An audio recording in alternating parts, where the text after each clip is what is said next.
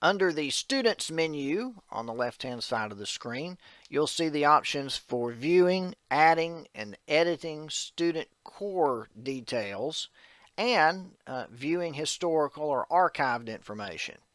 The first link there, View Students, that lists all students in the portal regardless of whether they are eligible this school year or not. Remember, athletic eligibility is determined on a year-to-year basis. Once a student's information is entered, it will remain visible in the portal until the student's semester limit has been reached.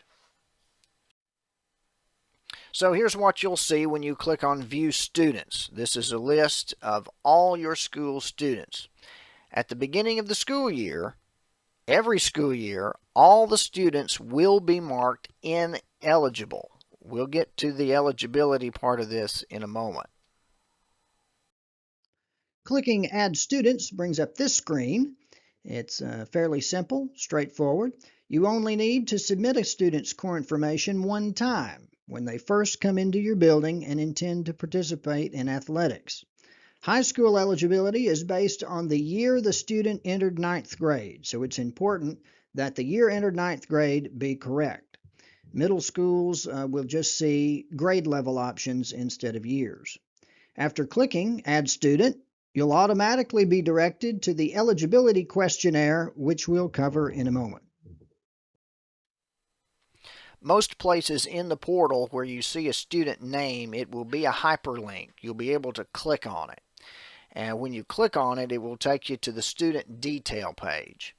Now, what we have in place now, school administrators may make corrections to any of the core information. If there's a misspelling with the name, if there's a correction to the birth date, or if the year entered ninth grade was supplied incorrectly initially, school administrators can make those changes and then click Save Changes.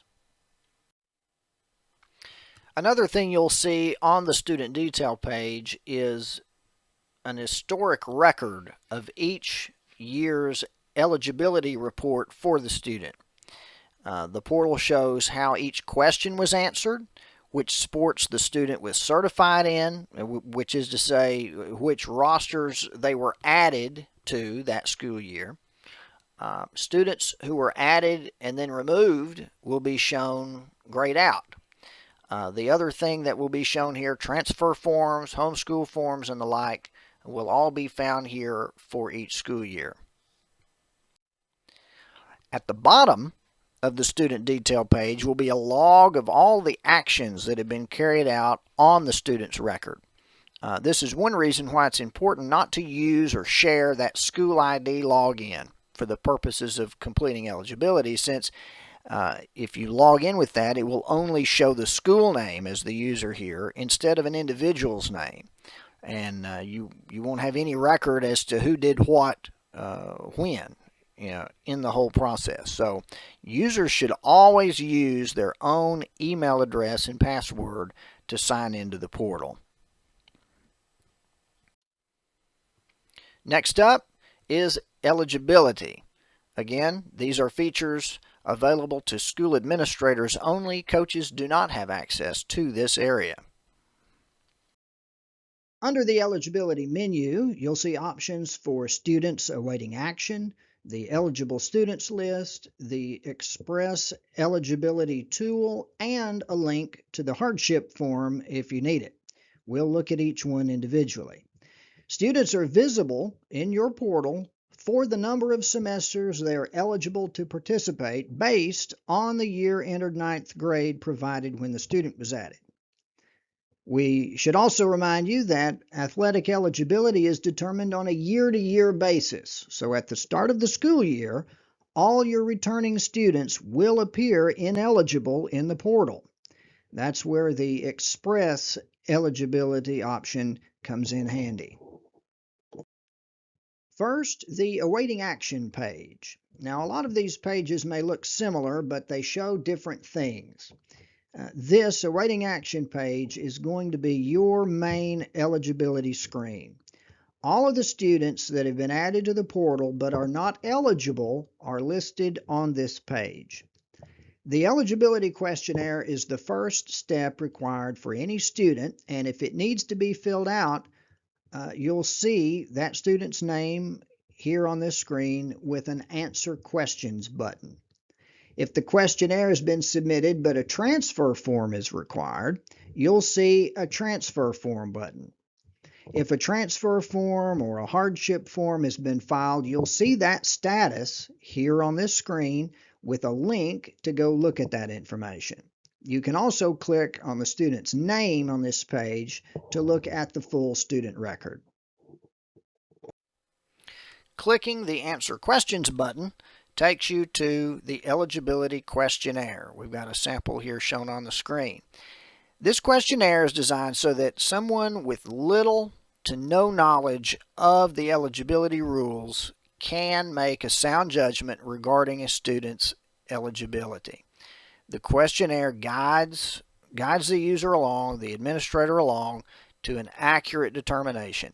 It asks simple yes/no questions, and the answer of each question determines which question is shown next. So it walks you through the process.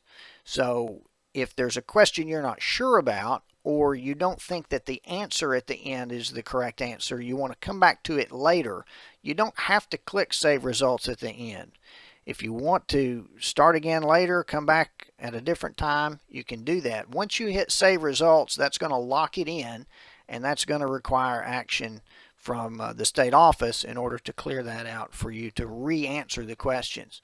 The other thing to notice is that in several places you see those orange Explain buttons. You'll see those on the transfer form too.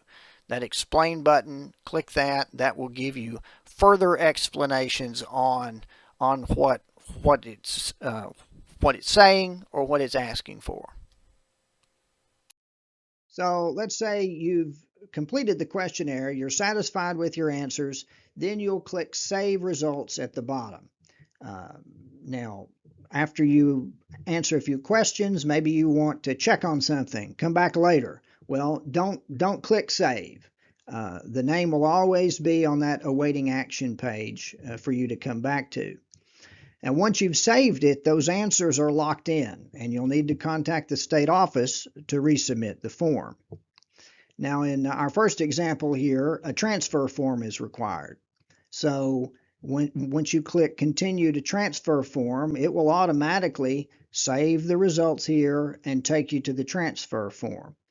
Now, if you get to the transfer form and you're not ready to fill it out, don't worry. You can always come back to it later. You'll find the link next to the student's name on the Awaiting Action page. That's going to be your central hub. A feature we have in the portal to make this process quicker for returning students is called Express Eligibility. The only students that will show on this list are students that had normal eligibility last school year. So read the prompt there, read the criteria shown on the screen. If a student meets that criteria, you can check the box next to their name and click Submit Basic Eligibility. You can select 12 students, 15 students, 20 students at a time and click that Submit button.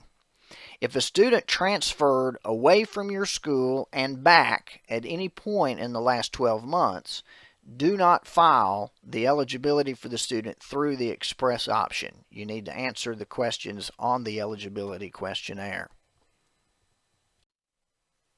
Another option you'll see on the main menu is the link to eligible students. The eligible students list is similar to the View All Students list, except that it will only show you eligible students. Here on this screen, you can also click the Export button at the top to download a spreadsheet file containing all the students and the sport rosters that they appear on.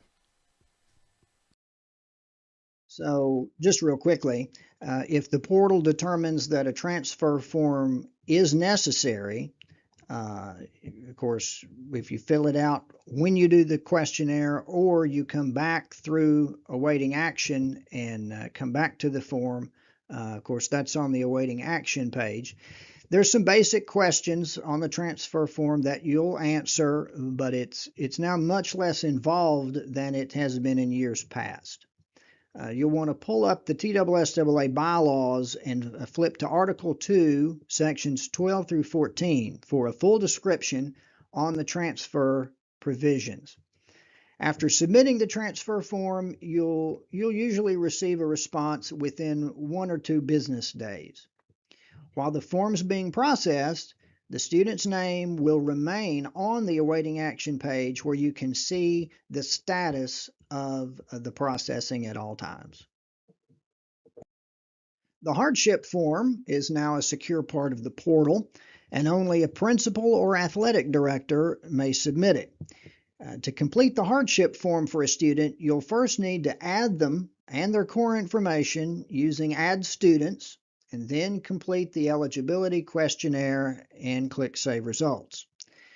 A transfer form may be required prior to submitting a hardship form, but the system will tell you and direct you there if that's the case. Turn to Article 2, Section 24 of the TSSAA bylaws for details about the hardship appeal process. Next up, we'll look at